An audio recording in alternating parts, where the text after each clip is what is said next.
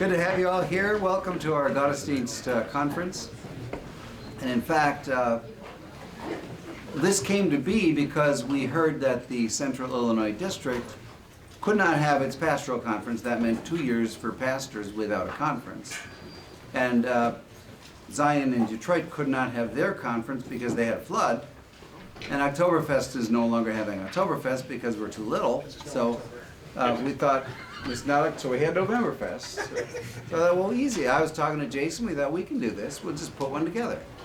So we are now your district. We are the Gottesdienst district. God's district. So within a couple of years, we'll probably be Gottesdienst Synod. Gottesdienst world, you know. We aim high. So now we will hear from our evangelism person. Wait a minute, we have to do that. Right. Just kidding. I would like to call Pastor David Peterson up to introduce our speaker. How many of you two years ago had heard of Adam Koontz in such a way that you knew he was this articulate confessional Lutheran? 2 years ago. Anybody in here know of him and think, this is a guy I want to go listen to? 2 of you, right? 3 of you. So he really is. He's a bit of a wonderkind and a phenomenon. And now, of course, you all know about him because he does about 7 or 8 podcasts a week, apparently. And I don't know what else he does. Teaches at the seminary a little bit, but I don't know when he's there. And he's raising a few children as well. We're really thrilled to have him signed on as a Gottesdienst blogger and editor. He's only done 1 post so far, but he knocked it right out of the park. I hope you all read it. I hope you also read the essay it was about, just so you know that you should send everybody to Fort Wayne at this point. But anyway, we really are blessed to have him and thrilled to have him as part of Gottesdienst and very glad that he was willing to speak to us today. So Adam, thank you. Welcome.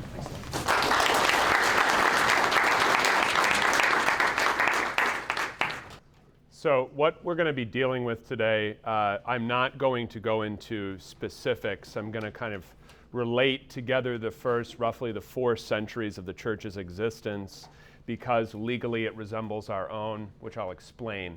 If you're interested in specific stories, some of which I'll reference, but which I won't read or kind of drag you through textually, you want to pick up this book called Greek and Latin Narratives about the Ancient Martyrs. You might have a used copy of something like this that was last printed in the 70s. This is about as good and comprehensive as it gets today. So this is about $40. It's got Greek or Latin on the left-hand page, English on the right-hand page. So what we're talking about today, if you're interested, this is the place to go. I would go to the primary sources, particularly for this reason, which will get us into our first lecture, where we're largely going to be talking about the persecutors, not the persecuted. We'll talk about the persecuted, it looks like, after lunch, the church. But the persecutors we're interested in because we want to understand their motivations, maybe the larger reality of persecution within the early church. What was it?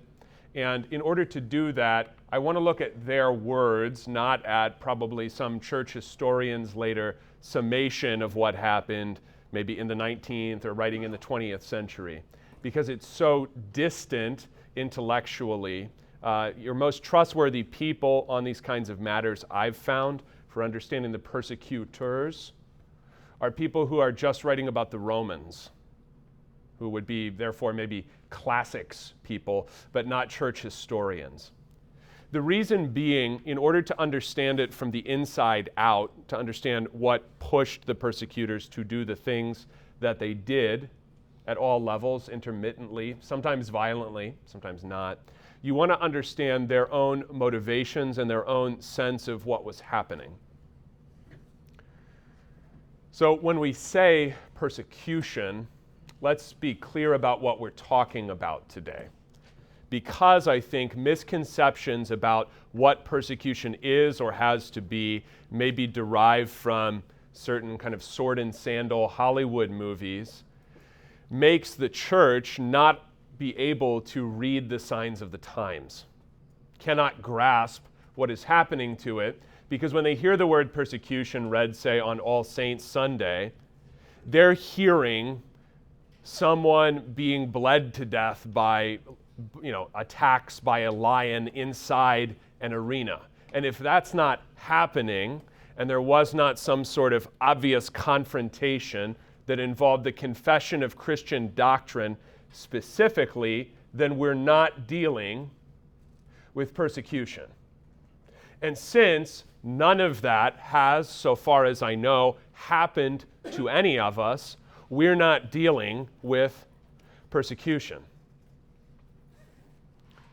Now, there's a lot in that picture, I think largely derived based on my grasp of what people actually look at, not so much read, but look at, which is that a lot of their sense of history, not just American history, but even ancient history, is shaped by movies. And so, if that is the case, then their sense of the Romans is whatever the movies told them, and their sense derived largely from when Hollywood was still interested in things like this, which is, the 60s, maybe roughly, where they're still making kind of Bible movies that come out. Maybe Gladiator would be some kind of update to that. But the sense there is that the Romans do not themselves particularly have religious motivations, but their motivation for persecuting the Christians is also not particularly explained. It's just kind of a given. And it's a given, and I think this goes also for Christians, whether they know the movies or not, it's a given about the past. It's just something in the past. Like when people visit Amish areas and they see people driving around in buggies and they think that those people are kind of historical reenactors, but just 24/7. They haven't made a particular choice in their community about how to stick together. They're just kind of historic. They're just old-timey. Yeah. And martyrdom, therefore, is old-timey. It's in the past, and it's firmly there. And when it's not firmly there, maybe if you get mailings from, Voice of the Martyrs, if it's not in the past, it is elsewhere. And it's that, and I think this is all entirely implicit sense that it's elsewhere or back there means that if it's not here in the ways that I saw it in movies, or in the ways that I, read a Richard Wurmbrand book maybe once about a communist regime, then it's obviously not happening to me here. So there are lots of circumstances that I am able to look at and say, my church was supposed to be closed by order of the government, but that's not persecution. Because I was not arrested, nor was I dragged anywhere, nor did anyone in my church die. So it's not persecution because it doesn't line up with Hollywood, and it didn't happen as such in a communist regime in the 1970s anywhere. And what I would like to do today, if anything, is to give you a sense of looking at things based on your matching of observation of what has actually occurred, matching that with the Bible, and kind of setting Hollywood and other impressions or historical hunches aside. Because when you do that, you begin to practice something that I think is the value that church history has. Church history is not valuable merely as a piece of antiquarianism. And some of us have antiquarian instincts. I certainly do. And so I'm just interested in something because it's old. That's not why you should study church history. You want to study church history because it happened to the body of Christ, and you, many centuries later, and probably on a different continent, were baptized into that body, but it happened to the body of which you are a member. And I know that that sense can be nearer or farther, right? So your sense of at your parish who your predecessors were, or who the pastors were if you're not a pastor, is much nearer in your sense of belonging to the body of Christ than your sense of what happened to someone who was a Disciples of Christ pastor in 1892. Okay? But the value of church history is that it happened to one body and the body endures. And Jesus thinks about what happens to the body so intensively that when he confronts Saul on the road to Damascus, he says, "Why are you persecuting me?" Because of his identification with what is occurring to his people. So when we think about, especially under legal circumstances, things relatively similar, circumstances relatively similar, difficulties relatively similar to our own in the time before Christianity was legalized and then later established in the Roman Empire, then the profit that we can gain from that is not merely antiquarian, like, oh, I know that this happened in Asia Minor and this happened in North Africa and this happened in Spain. The profit that we can gain from it is being able, therefore, by vicarious experience, to have a maturer, wiser mind to discern what is occurring in our own midst. And that's the point. The rest of it is just sheer antiquarian interest, right? Which is totally fine, and I'm happy to do that for you if you want to, but I can't say I'm personally that interested in it, okay? So how do we want to think about persecution? Let's just start with a little bit of biblical, let's say, setup.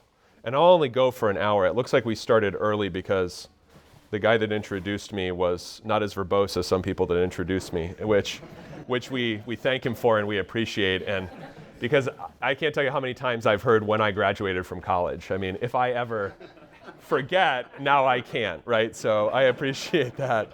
So I'm going to go until about 11:40, and we'll have time for questions or whatever, that's fine. Persecution is not biblically martyrdom. It is not identical to it. If you want to think about it conceptually, persecution is a spectrum. Martyrdom is somewhere on that spectrum. So you know as well as I do that all the words related to the English noun martyr have to do with simply being a witness, full stop, okay? That comes to be limited through the church's experience of persecution to those who have been persecuted and died for the name of Christ. There are other categories in the ancient church of which many of us are now unaware. For example, probably the one that receives the greatest honor besides the martyrs are confessors. Confessors are tortured, maybe even sentenced to death, but do not die and then are released. Those would be confessors. So they are often known by being, visibly maimed through what they suffered, confessors. In addition to that, there is, at least in the North African church, a formal category, and this is really the heart of something we'll talk about in the second hour today. There are traitors, that's literally the word, traditores, those who hand things over. So your actions during a time of persecution have attendant categorical nouns. Think about that. We don't even really have attendant categorical nouns for things that are normal realities in our churches. So we don't have a different noun if you're a pastor that has 30 people on a Sunday for if you're a pastor that has 3,000 people on a Sunday. We don't have different nouns for these things. And that's fine. But when the church has an experience and gives nouns to specific things, you can tell that that is the most salient fact for them, right? What is not given any specific noun is the idea that you go through persecution as the body of Christ. Nor do they generally talk about persecution with its biblical, breadth to that term as something unusual. They will usually use the noun persecution, as in on flight in persecution, which is one of Cyprian's treatises on flight in persecution. They'll usually use that noun for a period of special intensity. But I think it is important to realize that the biblical explanation of it is a little wider than the way that it gets used in the church's experience and certainly is used by us. Think about the way that Jesus, when he talks about blessed are those at the end of the Beatitudes, the blessing pronounced on the persecuted. The explanation of persecuted there in 5, 11, and 12 involves not only being hunted down, right? That's, I think, the middle verb in a series of 3. The two on the either side of dioxosin, on either side really have to do with words. When they speak evil of you and say all manner of evil falsely for my sake or on my account or for the sake of righteousness, maybe specifically in 11.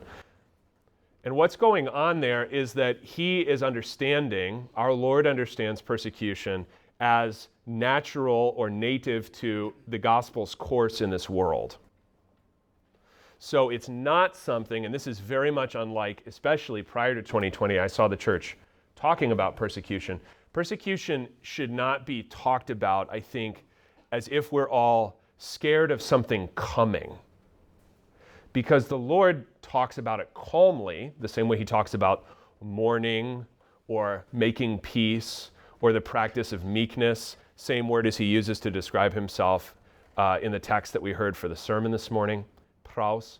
So when he talks about persecution, he sees it as native to his way in this world and thus of his people's way in this world, that they will be, of course, persecuted. So it's not something, and I don't know, I don't want to pick on Voice of the Martyrs, but the tone and kind of even the color scheme chosen for books about or magazines about persecution is often kind of blood red, black, scary kind of shades of brown.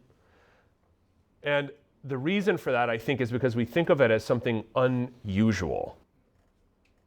And that's because I do not think that we have conceptually for ourselves occupied the same range of ideas for persecution that Jesus himself presumes, like many other things, does not explain, but presumes by how he talks about the reality.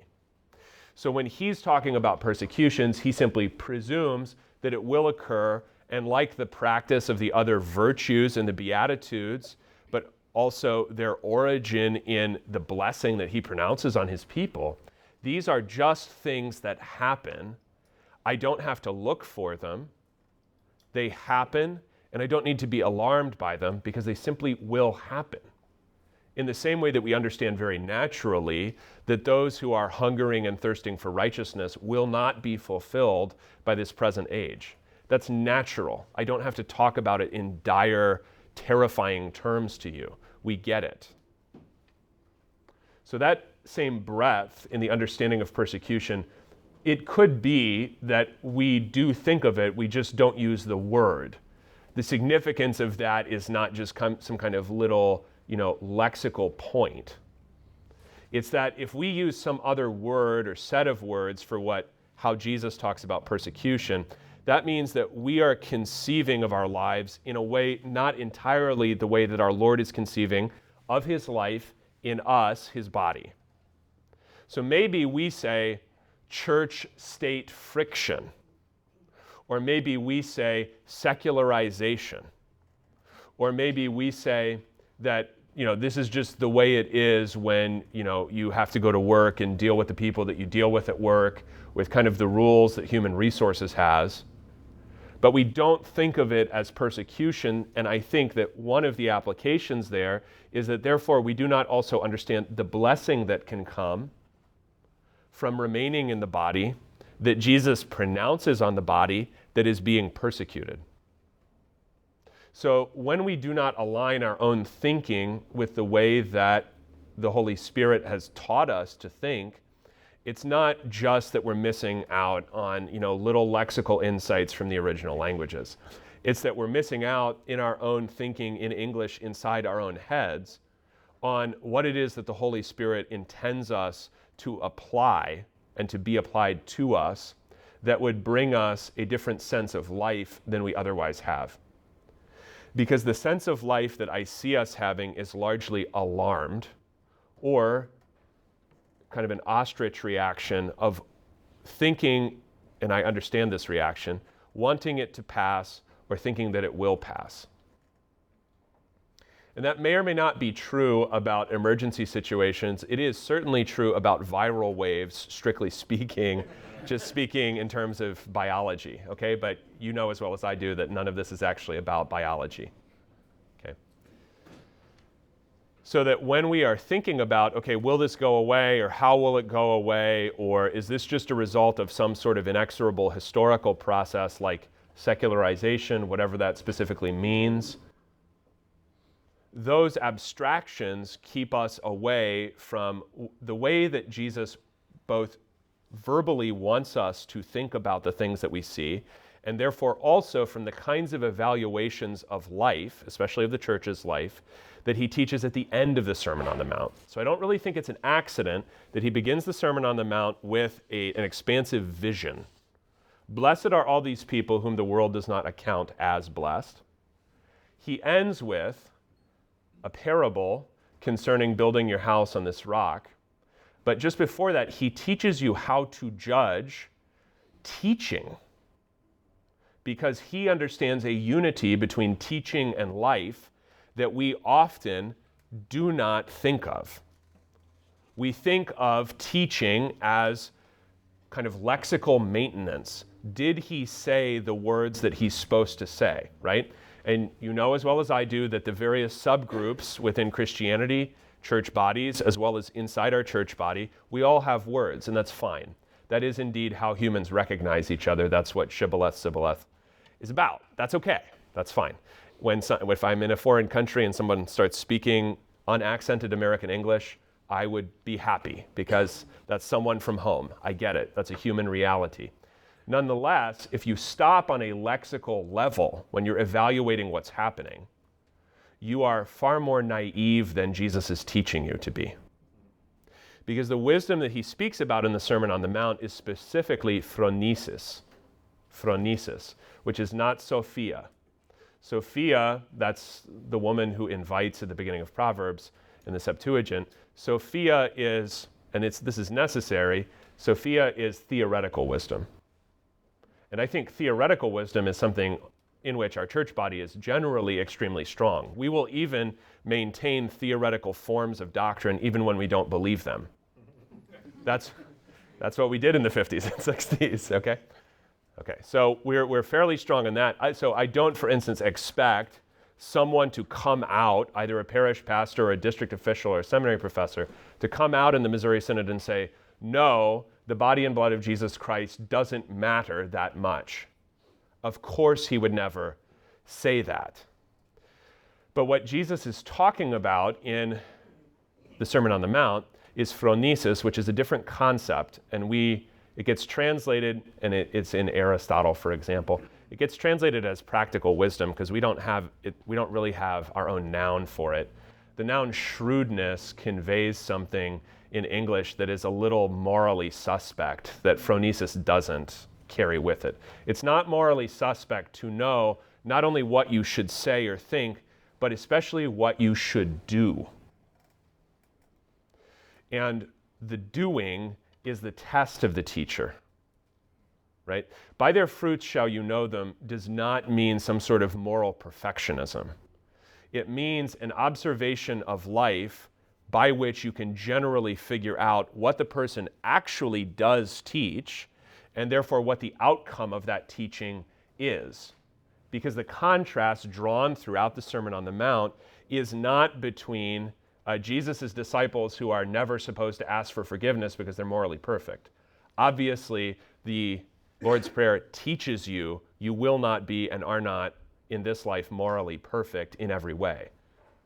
But you are not hypocrites because you do not pretend to be something which, if I actually observe what you do and not what you say, you indeed are not. Hypocrites are, the Pharisees are, false teachers are pretenders. That is why they are so good at maintaining lexical doctrinal forms even when their actions contravene those forms. Okay. If I therefore am not able to inculcate wisdom in the way that Jesus teaches me to do, then I will not be able to understand what is happening, not just in the past, but especially in the present. because I will observe the forms being maintained, especially the doctrinal theoretical forms, and I cannot make any judgments on the basis of what has actually occurred, okay, which I need to do. That's indeed what Jesus is teaching me to do. So in the case of persecution, if you take that breadth and you map it onto modern America, what you see is that it already has been and indeed is occurring. And I'm not saying that in order to scare you. I'm just saying that so that you know what is happening. It's already there. It didn't have to be there in the form of a government mandate. Some of it we have been participating in for a long time, especially anything relating to money and flows of money, either public or private, that enable us to do things we weren't able to do before those flows were turned on, especially after the Second World War in American life. So if those flows are turned on and we are dependent on those flows of money, then of course we are not going to be able to see that log in our eye, because we can just talk about the specks in the eyes of the Baptists or something. Things easy to discuss. What's wrong with the Baptists? Okay. But the Southern Baptist Convention, the thing that you should be interested in with them is how they have reacted rather differently than we have, not so much to COVID as to George Floyd stuff, because they have obviously their entire history with race is more fraught than our own. So that's something to look up. What I want you to let's go back to the ancient world in this way. What I want you to see is that persecution is occurring to Jesus and thereafter to his church, narrated in the book of Acts, expansively and not simply limited to the exertions of Saul to bring Christians, both men and women, that's a certain index of his heinousness, men and women bound back to Jerusalem from Damascus. Persecution is the nature of opposition to Christ and his gospel in this world, and therefore to his body in this world.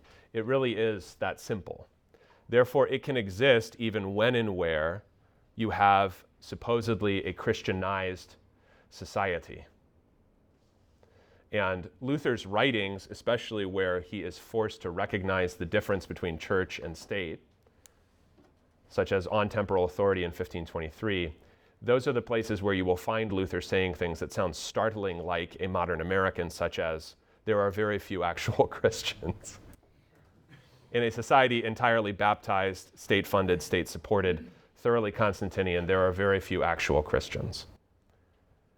The early church doesn't have that same confusion. What they do have until the Edict of Milan in the very early 4th century is a state of being dubiously legal and then obviously and indubitably illegal. There is a change that you can track from Christians being confused with Jews to being eventually marked and persecuted not only on a local level but empire-wide by the time of Diocletian. Okay, so that's end of the 3rd century. That change is a result of growth. So understand this, that persecution increases, very big picture, persecution increases as a result of the success of God's word in the world. If more are turned to him, then persecution becomes necessarily more targeted. When you start out, what you can see in Acts, especially early on, is that persecution results from strife within a community that actually knows quite well what the difference is. That is, the Sanhedrin, which is simply the city government. That's what that is. The Sanhedrin, which is ethnic and religious in the Roman Empire. The city government and other Jews, especially in synagogues both inside and outside Jerusalem, they actually grasp the theological distinctions that the Christians are making.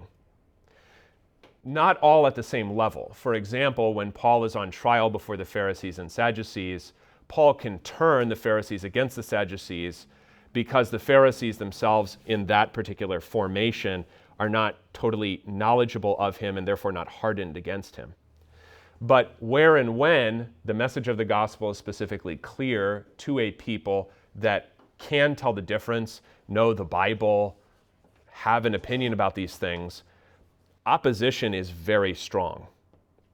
Okay, that is the fate of Stephen. Conversely, with Stephen is James, who's martyred in chapter 12. James, his death appears to me to be more obviously politically motivated, a matter of appeasement, somewhat like the death of John the Baptist. That is, appeasement of interest groups within the polity, not necessarily theologically specific. So know this, that even when persecution kind of sharpens into martyrdom, the martyrdom itself does not, even in the book of Acts, have to be theologically extensive or clear. It can be incidental to belonging to the group of the Christians, or in that case, especially leading a group of Christians.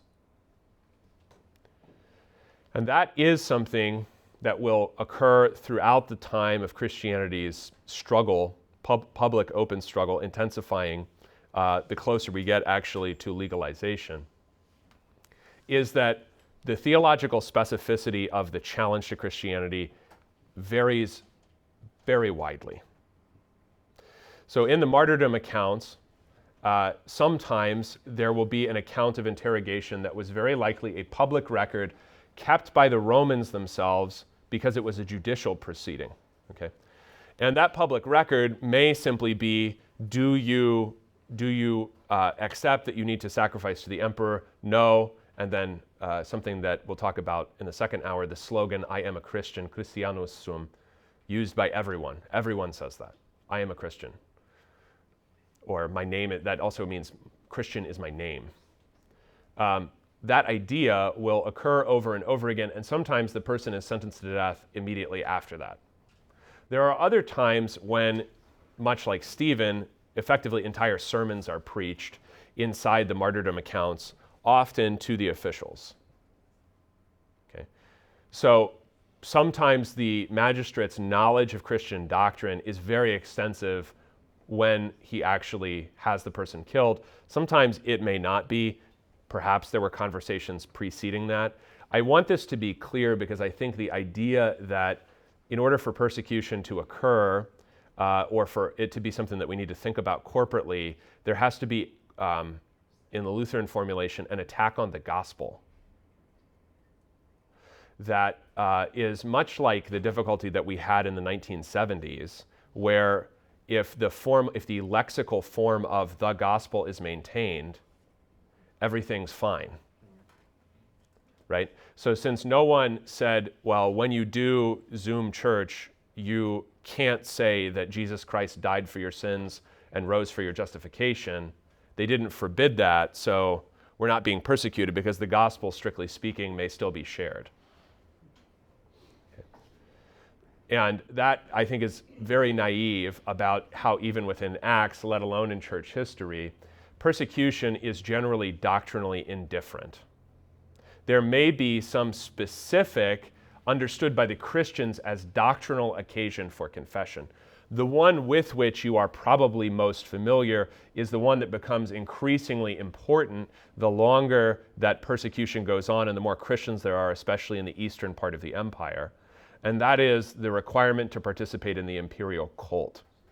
If you're not familiar with that, that is the idea probably originating among Greeks. It's not really a Roman practice to sacrifice to a living man. But the Romans, I think, politically wisely exploit this and eventually require sacrifice to an image of the emperor. This is probably a statue, an image of the emperor, which involves offering incense in front of the image, indicating worship. Okay. So this will pick up as a formal practice the longer that this goes on. But there are other occasions, such as announcement that you belong to the group of the Christians. So for example, a letter which, if you went to seminary and even if you don't, you're probably familiar, is that in the year 112, Pliny the Younger writes a letter to the Emperor Trajan, and he tells him about what he's doing. So I do want to kind of go over the contents of that letter for our benefit, because I think it captures the stance of a government official relative to Christians. One is his mostly his ignorance. He's not even exactly sure what they are, okay? Because Christians are not, they are not a specific ethnos. We might say that as ethnicity, they would say natio or nation in Latin. And that involves the insight that really is not contravened by, Scripture, that people belong to certain groups by birth, okay? But the Christians do not require membership by virtue of belonging to one of those certain groups, okay? So the Jews get a pass from things like imperial sacrifice because they have a group with customs that are ancient, okay? So you can get out of these sorts of requirements. Also, they're exempt from any kind of military service as a nation unless they want to voluntarily. The Christians are not ethnically specific as a group, so it's not even entirely clear what he's supposed to be looking at. Think about this. You do have to think about the Romans bureaucratically, okay? Because they are probably the best at bureaucracy of any ancient people. I mean, they kept judicial proceedings that the church then acquired and then incorporated into martyrdom accounts. If you look at this bureaucratically, you have a group of people and they're coming together, and Pliny says they are accused of two things: cannibalism and incest. Those are the charges throughout the time of persecution. Cannibalism because of what they say about the Lord's Supper. Incest because they greet one another with a holy kiss and call each other brother and sister. So that is metastasized. What they do inside the church, which may or may not be known to the surrounding people who are interested in their destruction, whatever it is that they are aware of from the outside, that metastasizes like a cancer into their cannibals and they commit incest. So that's what he's heard. He doesn't understand why that may be. He has no grasp of the doctrine of the Lord's Supper or their understanding of the church as a family, therefore using familial terms. None of that makes sense to him, and he's not really interested in explaining it. But in order to investigate those things, he has people brought in, both men and women, and they are tortured. He can't find that they've done any of those things. Therefore, he has largely released them. Okay. And he's asking Trajan, essentially, how do I proceed? Because if they are guilty of these crimes, okay, and you can imagine that the nature of crime here really has very little to do with commission of specific acts, which if you avoid them, you will be left alone. Crime has to do with being unpopular and then being denounced. Okay, so if you begin to think about it in the same expansive way that Jesus teaches persecution, it makes more sense why it's happening the way that it does. Or when Paul is in physical danger in Acts, how does that happen? This doesn't have to do with Paul not being sufficiently careful to comply with government regulation. This has to do with surrounding people groups in a city, maybe on a larger scale, eventually on an imperial scale, different groups of people not liking something or many somethings about the Christians, and then essentially committing slander. That's really that is how you should think about the nature of crime. Okay? You have to become, we might call this cynical, but from a historical perspective, it simply is much more often the case than that Christians were guilty of cannibalism or incest or anything else that they were accused of. So if you start thinking about crime as just sort of the way that certain human ecosystems interact, rather than, okay, I'm law-abiding, the only thing I've ever gotten is a traffic ticket, therefore I shouldn't expect or even think that persecution would ever occur to me. It's like informancy. Yeah, and the idea that, and I think that a lot of this is based on, whether it's Hollywood or not, the idea of historical exception, that we live either in a country that politically or in a time theologically in which these things could never occur, or human beings would not lie about one another in ways that would endanger each other's lives. The idea that that only happens in communist countries or that only happened in the past, I think is one of the worst possible ideas that you could have, because it would mean that the place and time that we live in has somehow produced human beings not affected by original sin in the same way that other human beings in other times obviously have been in historically observable and therefore predictable ways. Yeah, so. Is it scapegoating? Yeah. In other words, were there things going on at that time that... So in the case of, that's Bithynia, so it's like northern Turkey today, we don't think there were. So the only social circumstance that Pliny can report to Trajan is the temples are much emptier than they used to be. There's no occasion of mass violence for which the Christians are blamed, similar to how when Tacitus is talking about the fire of Rome, he says, Nero blamed this on the Christians, right? Nero blamed this fire on the Christians. That is scapegoating, and that can occur, right? And that is certainly how, for instance, the churches that were forcibly closed in Canada, they were scapegoated in terms of here's this mass biological threat to all of us. They don't care about it. See how they hate us, right? They're despisers of mankind. So that can occur, but it doesn't have to. There doesn't have to be an occasion. There can simply be dislike or distrust, which is more often the case earlier because the Christians are not a large coherent group. Yeah. Okay. Any other questions or thoughts so far? Okay. Yeah, yes, sir.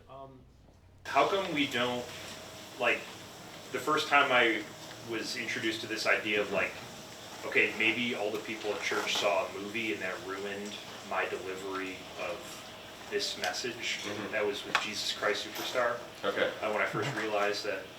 And I don't understand why congregants don't see a movie like you're saying, and then desire to have that be a story that they're being drawn into. So okay, they're getting persecuted in the Colosseum or whatever by tigers. Why don't they put themselves into that situation as opposed to saying, that happened in the past and I don't care anymore? Yeah. I mean, they may, because there are a range of reactions to these things, and there are people who overreact. Okay. Right? And that is what I mean. That is what I mean, at least, by alarmism. That is, you react in a way which is so wild-eyed, and my concern there is not so much that that person is wrong necessarily, as that he makes the things that, I'm saying, for example, today, unbelievable to people that don't have the same psychological makeup. Okay, so one of the things that we'll talk about when we talk about the persecuted is the notion of solidarity. So if someone is saying something with which I don't entirely agree, like his assessment, let's say it's alarmist, I think he basically has the right instincts. So I'm not going to speak against him publicly, but I privately I would say, when you talk that way, you make us sound crazy, and therefore everyone's just going to dismiss persecution because it's just sort of the hobby horse that you ride. Because if you put yourself in that position, then your persecutors will be savvy enough to deny you the satisfaction of things like that. Right? So the example that actually occurs in the empire is eventually the Romans realize that when a Christian dies, the church will collect his remains and bury him reverently, often inside if they have a church. That's how you end up getting, in most churches, regulations about requiring the bones of a martyr specifically to be under an altar, which I believe in the East is still the case. I think in the West, I think the Roman Catholics just need a saint. But in the East, it was, at least historically, often a martyr specifically. When the Romans realize how much that means to the Christians, they begin doing things like burning them in order to deny them the satisfaction of remains. So persecutors are not stupid. So if you react to them by basically inviting them to bring you into a specific situation you've already imagined, or in our case, seen in a movie, then they will be smart enough not to do that. So I think they're smart enough generally in the United States. There were very few occasions, at least in the US, where churches were targeted as such in doctrinally specific ways. The one exception I can think of, I think this was Maine, which at this point is probably, as far as people that go to church, is majority Roman Catholic. So that they said, you may not distribute the blood of Christ, but you may distribute the body of Christ, which of course Roman Catholics are fine with. Right? So the regulation was attuned to the political population subject to that regulation, but they didn't say, for example, we find the fact that you would be face-to-face with anyone, even with, latex gloves on, like in your car window, we find that bad enough, but here's your regulation, right? So regulators, because I think from a bureaucratic standpoint, you have to understand this is just a problem. Pliny's predicament is not that he woke up one day and said, I just hate Christians. I hate them so much and I want to make their lives miserable. They are a cause of some kind of unrest in the populace, and it's a problem, therefore, that he has to solve. You have evidence, maybe you want to get into this in the second period, right? I'm wondering, do you have evidence of specific steps that were taken, specifically against the slander? How the church responded specifically to the slander? Yeah. The idea of, response to the slander is very difficult because they don't have something that is such an enormous factor in our lives, which is a media of any kind. So the forum in which to respond to slander would really be judicial. And so the way that they do that is that when they are on trial, they will respond to some of these slanders, but otherwise there is no particular public forum in which to address slander. Yeah.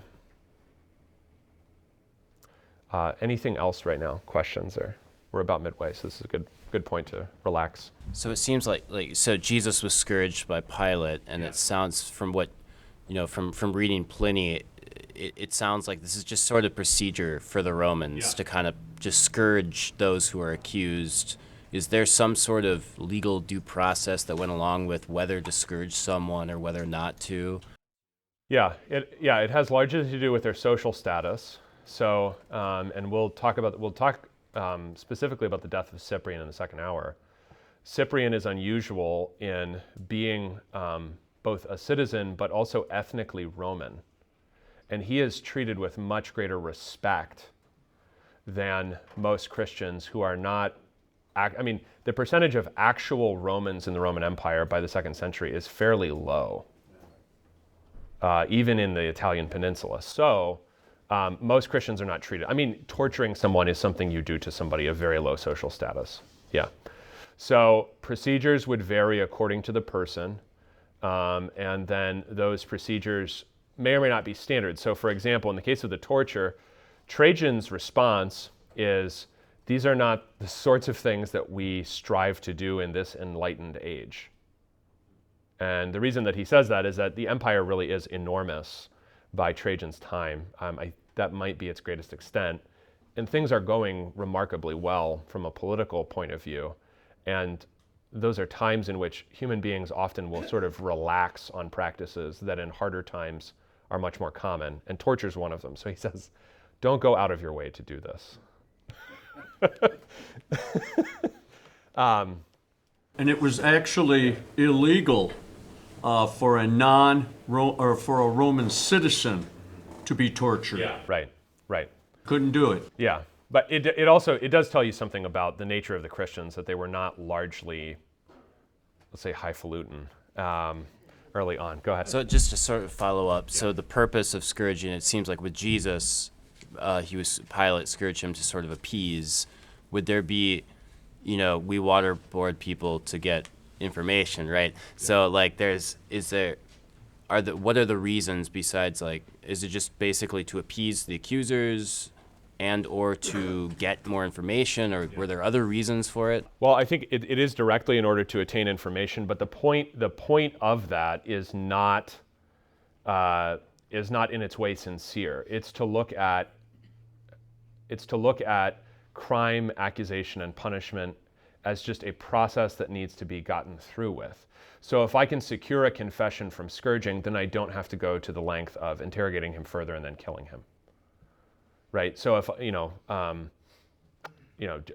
Japan's judicial system, I mean, they have like 98% conviction rate because they have a much lower social estimation of not just I'm innocent until proven guilty, but if I am accused of doing something shameful, I will actually confess rather than go to trial and have to have my innocence proven publicly with perhaps lots of awkward, embarrassing things revealed. So the force of shame works there in a way. And I think if you don't think of torture as something historically unique, but actually far like slavery, kind of normal historically, then, why would people do that? Since it's unpleasant and it takes time. Well, the reason you would do it is because it can solve a problem for you more quickly by securing self-accusation or maybe the person's death. I don't know, whoops, right? Rather than have to go through with entire processes which take up time and resources, because one of the things and this is why, not so much following the news, but I like to read things about kind of inner workings of governments and stuff like that. Or, if I lived in Illinois, I would want to know what was going on inside the Democratic Party. And the reason would be I want to understand from their perspective how they're looking at this. Because from the perspective of a Roman, let's say you're Pilate, for example, that's a story we're almost familiar with. You're far from home, you don't know any of these people, you don't understand why they care about the things that they care about, and they are trying to kill each other. So you have a problem on your hands that you need to solve in order not to get booted out of your job, as he will a couple years after the crucifixion of Jesus, because of his ineptitude in dealing with the Jews, who are very difficult to deal with as a people group. So what do I do? Well, one of the things that I do is I try to get the process over with as soon as possible. And that's exactly what Pliny is trying to do. I mean, he's just trying to figure out what's going on. He has learned that they worship when the sun is rising and that they sing hymns to Christ as a god. But other than that, he doesn't know a whole lot, and it really doesn't matter what they do or why they think they do it. It doesn't matter to him. It's a political problem that needs to be solved. And I don't think that that's cynical. I think it's to take at face value that persecutors don't have theological interests, strictly speaking, and they don't need to. Cyrus doesn't know the Lord. Nonetheless, the Lord is using him. The guy doesn't have to be theologically self-aware, either as a pagan or otherwise. Yeah. So a few more things in the time that we have, maybe about 20 minutes. So let's say a little bit more, especially from throughout the history of how the Romans persecuted. I would distinguish between what we've largely been talking about, which would be formal persecution, that is using legal forms, and this is just something I made up, so that's all that it's worth, informal persecution. So not necessarily illegal, but extra legal. Okay. Formal persecution will always maintain some pretense of legal due process. Okay. So they went through the right authorities or the right forms were followed. Okay. So this varies as to, like we said, social status in the case of torture. But this also means that people are actually generally brought in for interrogation, sometimes in groups, sometimes alone, often over a period of time, and given a chance with various kinds of admonitions to renounce the thing that could cause their death. Okay, and there will be appeals. For instance, in the case of Perpetua, her family, including her newborn child and husband, who are seemingly not Christians, there's no indication that they are from that account from North Africa, are brought in basically to get her to renounce the group of Christians with whom she's been incarcerated for the sake of the group of the family who remain outside the jail. So your family gets to live their lives. Are you actually going to pick this group that has gotten you into jail over your family? Okay. So there are various legal means, so jail visits, but then within interrogation, there is sometimes a sense of great humanity and confusion that you can hear in the voice of the persecutor. Why are you doing this? So, and that can apply to all different kinds of life. So for Perpetua, or Felicity is actually pregnant when she goes into jail. She gives birth in jail. The child is then taken out of the jail. In the case of mothers, you are abandoning your children. Why would you do that? In the case of Polycarp, it's please have some respect for your age. Is this the kind of thing that you want to be going through at your age? Okay.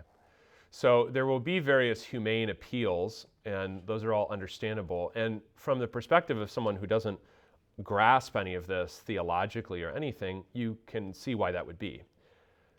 Some of the interrogators are very harsh.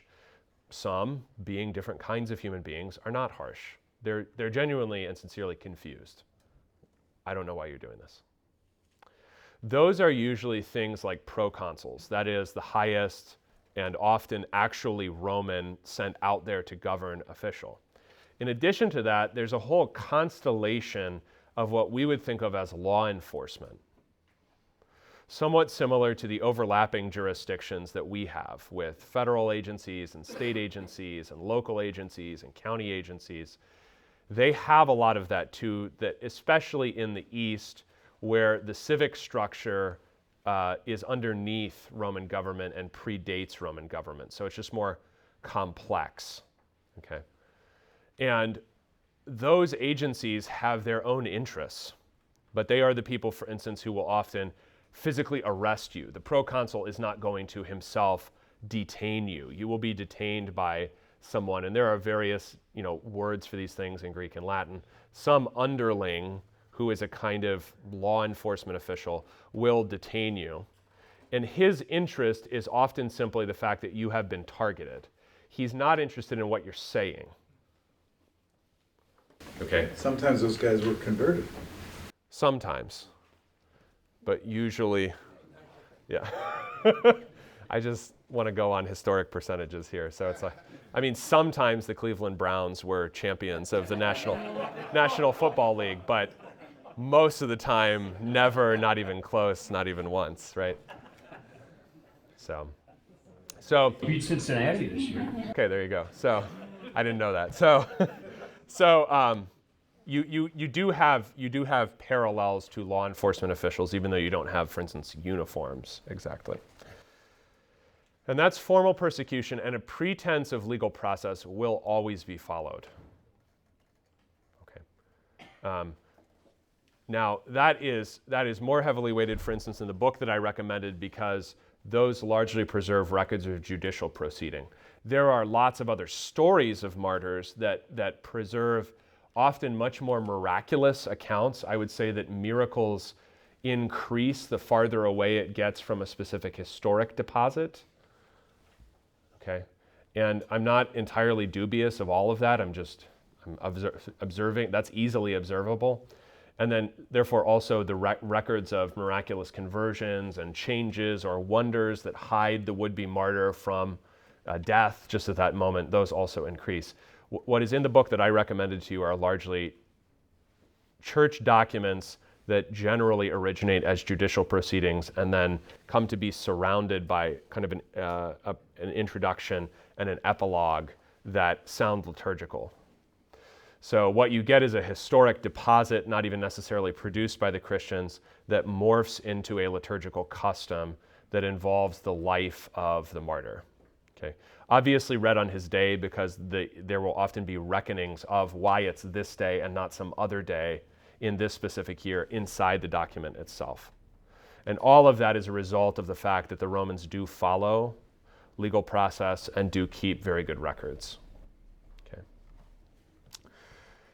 Informal persecution is as various as it sounds, and it's really hard to speak holistically about it because it varies widely by the group. For example, Eusebius tells us that the second Jewish war, the one that ends in 135, is absolutely disastrous for the Jewish Christian church in Judea, right? Syria Palestina is the province. We don't have a lot of records of that. We have almost no records of them, honestly, outside the Bible and Eusebius, really Acts and Eusebius, because of the decimation that they suffered by being, as it were, insufficiently politically committed to their nation's political struggle, okay? Because nationally, ethnically, they are Jews, and they don't have to renounce that as Christians. So they are kind of insufficiently politically committed to the Bar Kokhba War that begins in 132 and then ends in defeat in 135. But they are also, conversely, insufficiently not committed to the other Jews by virtue of being Jews for the Romans' taste, so they lose both ways.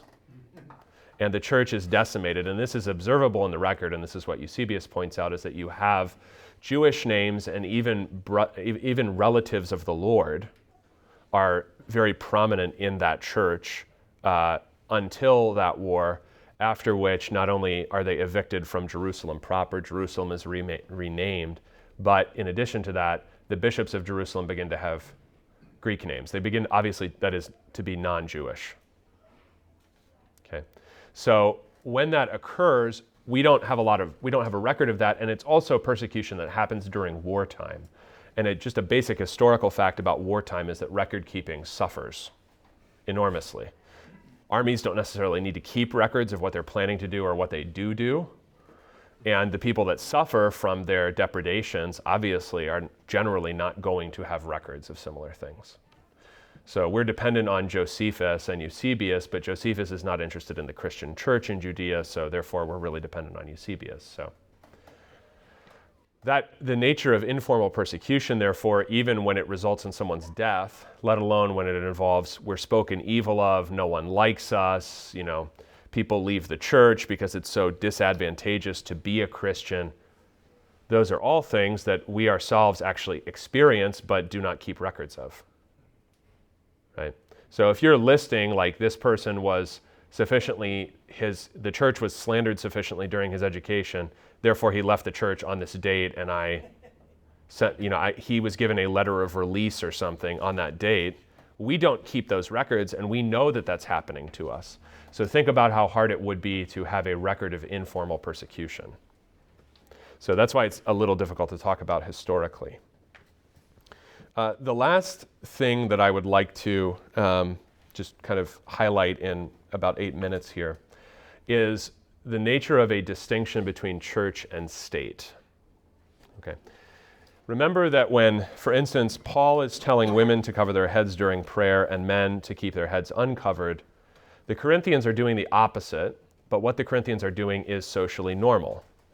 Because if I look at certain friezes of the Roman emperor, I will find him with his head covered for prayer, because he is the chief high priest, the Pontifex Maximus, of the entire empire, right? Augustus had gathered that ancient Roman office into the growing office of emperor. Church and state are not, or let's say religion and state to be a little more historically neutral. Religion and state are not normally separate in human societies. So if torture is historically very normal and slavery is historically very normal, the separation of church and state, or even let's just say their distinction, is not historically normal. Normally, they are in some measure, to a greater or lesser degree, the same thing, right? So the vision that Muslims have of God's kingdom is historically more normal and I think comprehensible to most human societies than the one that all Christians have, whereby historically in Christianity, the one who had the government of the church was explicitly not a governor in any other sense, right? So even where the church, even prior to its legalization, when we begin to take on terms with their specific Roman political meanings, like a bishop has a diocese, so he's an overseer of a diocese, which is it's a Roman political term, similar to saying president, like we do in the Missouri Senate. I mean, people don't like that, but it is historically normal to do that, to take on your society's secular political terms for the people who have government in the church. Nonetheless, even where they use those government terms, that man does not participate in those secular political processes in the way that a normal citizen might. So for example, Gregory the Great writes the Book of Pastoral Rule, and the pastor is pictured throughout that book as a rector, a governor, okay? But he's not a governor of a distinct, territory. because the church recognizes that the government of souls is not the same thing as the government of bodies. That basic distinction, or the distinction in ancient Israel between a prophet and a prophet is allowed to critique a king because the king is not supreme. God's law is supreme. That distinction is not actually recognized by most human societies. So when the Christians insist that, for instance, they do pray for the emperor, they just can't sacrifice to him because their religion and their government are not the same thing. Therefore, what the government says is not the same thing and does not have the same weight for them as what their religion says. They are generally misunderstood. The reason that I say that is because even where lexically we still have religious liberty, freedom of religion, whatever that means, exercise, worship, whatever people think it means, you have to understand that on the basis of historical weight, it's much more likely that someone would expect you to do precisely what the government wants you to do than that they would allow you to have your religion separately from what the government wants you to do. We really should not be surprised when people are dismayed where and when we are forced to disagree with the government, because the idea that the person who could kill your body also gets to command your soul is historically, and certainly from the perspective of the persecutors of the earliest churches, that is just normal and obvious. If they can kill your body, then they should also be governing your soul. I think that seems kind of normal to them. That's part of the confusion of the interrogators. Why would you do something that everyone else, why would you refuse to do what is obvious and normal? Everyone else does this. Why not you? And the idea that is common because America has never been formally, but has very much informally and very heavily throughout its history been Christian. The idea that you and I could have vastly differing theological convictions that would cause us to react to a government edict in differing ways, and that could be okay, because there are deeper and more important things that need to be preserved other than sheer compliance. That idea, which we might think of as normal or obvious or laughable that anyone would think otherwise, that idea historically is pretty weird. I support it, but it's very historically weird. And the Christians are consistently misunderstood because they simply cannot, and especially as they become a larger group, they simply cannot comply in the way that even when they insist, we pray for the emperor, we pray for his health, they're even willing to go along with sort of Roman formal honorifics like, desiring that he live forever. And you hear that in the Bible too. O king, live forever. I mean, a Christian cannot sincerely, utterly, literally mean that. He knows that's not true, but he's willing to go along with the social honorific. Nonetheless, the distinction between what we would, let's call two governments or two kingdoms, whatever you want to do, whatever. Let's not talk about Luther's terminology today. It doesn't matter that much, right? There's just a distinction. One governs the soul and the conscience, the other governs the body, okay? That distinction is not historically all that normal and is a cause of enormous misunderstanding by the persecutors of the church. What is your problem? Why can't you go along with this? Okay. And that will increasingly be a problem the better that the Christians' position on things is known. Because early on in the history of the empire, the distinction between Jews and Christians is foggy for a lot of people. And their knowledge of their practices and their actual doctrines is also extremely foggy, which is why Pliny writes a letter, right? We have a little bit of time before we take a break for lunch. Questions and thoughts now. Jason, go ahead. Now, when you say illegal, Yeah. do you mean simply not recognized by the state or spoken against? When I say, Distinction makes sense. you mean the Christians being illegal? Right, that their religion is illegal. Their religion is illegal. Lack of recognition by the state is the same thing as being illegal. Because other practices are either polytheistic and can therefore somehow incorporate emperor worship, or they're monotheistic such as maybe the cult of Mithras, but definitely the Jews, and that can be accommodated, okay? The Christians have neither ethnicity nor antiquity to argue in favor of their religion. So that's why it's illegal. The thing that occurs, the reason that the opposition heightens is simply because the more of them there are, the more notice is taken of them. So otherwise, they can fly under the radar, which is why it's not like every day for 300 years Christians were being slaughtered everywhere. There were places where we don't have necessarily records of martyrdom. But even where we do, I mean, like the Orthodox Cathedral in Thessalonica is not dedicated to Paul. Even though, I mean, I feel that's wildly unjust. He's like, I have an irrational personal attachment to Paul at this point, as like a person. It's dedicated to Saint Demetrius, because Demetrius was a martyr, and Paul was not martyred in Thessalonica. So when you have a martyr, that is the most salient fact about your church. Because typically illegal, we think prohibition against. Yes.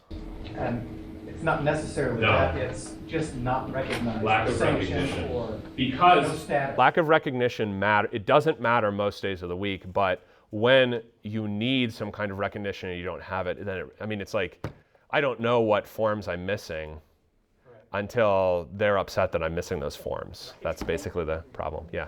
Paul, go ahead. In light of what you were saying about the authorities oftentimes not really caring or being interested or knowing anything about the actual doctrine, makes me think about religious exemptions to mandates. I've been kind of skeptical about like what's the point of trying to explain in detail our biblical position about something, and I just don't. It kind of makes me wonder, what's the point? I mean, other than, because they're not going to care. They don't care. They want the form filed, and they want signatures on it from some kind of, authorized religious representative. So, I've seen guys say, well, I'm not going to write exemptions like that because, the synod has no position on vaccines. Well, let's wait for forever until the synod has detailed positions on urgent matters. That's just not what it does or what it's for, and not what it's designed to do. But the U.S. government or their employer does not care about the polity of the Missouri Synod. Just say this person has sincere, conscientious objections on the basis of our church, sign it and hand it to them.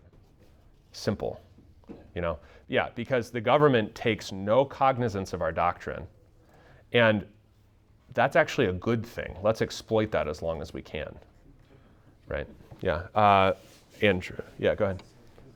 Yeah, so you were mentioning how, the Christians didn't have any like ethnic roots like the Jews did. They had no specific. Yeah. And it's interesting today how it is kind of informally rooted in like whiteness, right? For obviously we know that's not true, but that's how people see like a white male Christian or whatever. White Christian males, and so is there an extent where we obviously have to be cautious against the craziness that is obvious there, but then is there a sense in which we can actually kind of learn from like the blacks, for example, who say we were slaves, right? And that we recognize our heritage and history and can actually maybe even just own that to an extent. Not like the whiteness so much, but just saying this is who we are, and we do have a history. And if you could speak on that. Yeah, so the heterosexual white Christian male kind of contains within himself every intersectional problem, right? So he is the prime target because, and this is not unlike the Roman Empire. The Christians are not, from a political perspective, doctrinally targeted. They're targeted for lack of compliance. Okay. In the same way, the heterosexual white Christian male is not targeted because he's Christian, but his Christianity is understood as a kind of legacy of whiteness. right? Which is why Christianity, as it's often taught, especially in public universities, can be defamed, but other religions are spoken of very respectfully. Okay, that's not because Christianity necessarily is itself despised. It's because it is despised as the religion of the presumptive political enemy. Okay, which is the heterosexual white Christian male. Nobody's checking his church attendance record. They're just checking, is he of European descent? Because Europe is understood as Christendom, right? So in that case, I think the defense is simply to say that being white is not evil, rather than trying to say, well, this doesn't have a lot to do with our whiteness or something. I mean, because that's not even going to be plausible or listened to. Or saying I'm colorblind and stuff like that. Saying you're colorblind, because that's kind of silly. I mean, it would be silly for me, grafted, a wild olive tree grafted onto the Missouri Synod, to pretend that the Missouri Synod had all the same personal history that I have in my genealogy. They don't, and that's fine. That doesn't matter. But pretending like they're the same thing would be silly, and that's not even exactly an ethnic. It's certainly not a racial difference between me and the historic population of the Missouri Synod. So in that case, all you want to say is being white is not a sin. Being male is not a sin. Obviously being Christian is not a sin. Being heterosexual is not a sin. Because that's simply being denounced as sin for political purposes. In the same sense, they're not interested in the Christian's doctrine of God, even though sometimes that's part of the preaching. And I think, some of us are like this. We all know people, it's just like any opportunity they have to talk, they're going to go on at length. So some of the martyrs talk a lot, right? The proconsul is not interested, but he is interested in, are you identified with this group who is identified as a problem? That's the issue, yeah. Okay, yep, back here. Maybe you'll talk about this in the reaction, part 2, but you mentioned that persecution results when in a community that knows what the difference is. Okay, so could ecumenism then be an attempt to avoid persecution or to reverse persecution of Christianity? Yeah, this is interesting. I'm glad you brought this up, because there are instances, especially in Asia Minor. So Asia Minor is extremely wealthy, extremely populous, and therefore has the most different Christian, what we would probably call denominations. So you might be familiar with the Montanists originating there, but lots of other things originate there too. The Montanists are usually called by the Orthodox or Catholic Christians the Phrygians, and that's actually, that's kind of an ethnic slur, because Phrygians are proverbially stupid. So to identify an entire church body with a proverbially stupid ethnicity is, but that's what the mainstream, our church, Catholic Church, Chalcedonian Christians do. So there's a martyrdom account where you find out that in jail there's a priest, there's a couple males, a couple females, and incarcerated with them, marked off by the Christians but not by the government, a Phrygian. So there is a kind of ad hoc, let's say, ecumenism to persecution, because the government doesn't care that you and the Baptists have all these vast disagreements. You're just part of this overarching group called Christians, right? And so I think, whatever motivations exist for the ecumenical movement or movements for Lutheran unity or something historically, in a case of actual persecution, the attempt to distinguish yourself severely from other kinds of Christians is very difficult to achieve and maybe impossible, and you can see that in modernity too. I mean, the Ethiopian Lutherans, they're kind of Lutheran, Mekane Jesus. A lot of other things could be said about them. One thing to know about them is that their recent within living memory experience of Christianity is persecution by the communist regime, the Derg, and then everyone is just either Christian or not. And so that just gives them a different perspective on other Christians from, we're used to just denouncing Baptists, and the Baptists can denounce us and life goes on, right? So it's really kind of difficult to tell the difference between the Christians when persecution occurs, and the regime doesn't take notice of that. They're really interested in the question of compliance. So when and where Christians denounce or betray other Christians, then those people are protected. But the fact that you're kind of like an off-brand Christian, but you are not denouncing the other Christians, you're not protected. You will also be persecuted. Okay. Yeah, Dave, go. I was just going to ask about, like, what about historically when there are Christian sects that play ball with the government and they do whatever the government demands for compliance? Yeah. Are they also grouped in the same umbrella way with the Christians? No. I suppose. No, they're not, but that is what is fruitful of schism within the church, because they didn't, and it's called schism, and that's why I think usually the term is used, schism for the Donatists, because that is not in strict, let's say in the way that I said it earlier, that's not a lexical debate. That's a debate about action or practice. Now, I think that bears a lot on doctrine, as I said, from the Sermon on the Mount, but it's not specifically a doctrinal debate about, say, the two natures in Christ, or the divinity of the Spirit or something. Yeah. So compliance doesn't, it resolves the tension between governmental demand and church non-compliance. That tension is gone. Now the tension kind of like travels like an earthquake tremor into the church, and then it ruptures the church. Yeah. Go ahead. You made a comment about there has to be an attack on the Gospels for persecution.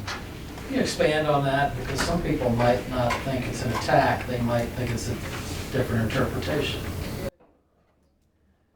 I did not mean that. That's not my own opinion. I'm saying that historically, people have said that if the gospel, not the Gospels, but the gospel, Jesus Christ died for sinners and rose again from the dead after 3 days. The gospel. If that specific message is not being suppressed, and it's important to say, it wasn't in the Roman Empire. They don't care. But people will say today, if that message is not being suppressed or that message can get out, then persecution is not occurring. And I think that's an erroneous judgment of what persecution is. Yep. Okay. Anything else? All right. We're at 11:50, so we'll break now. Okay. All right, sounds good. Thanks, guys.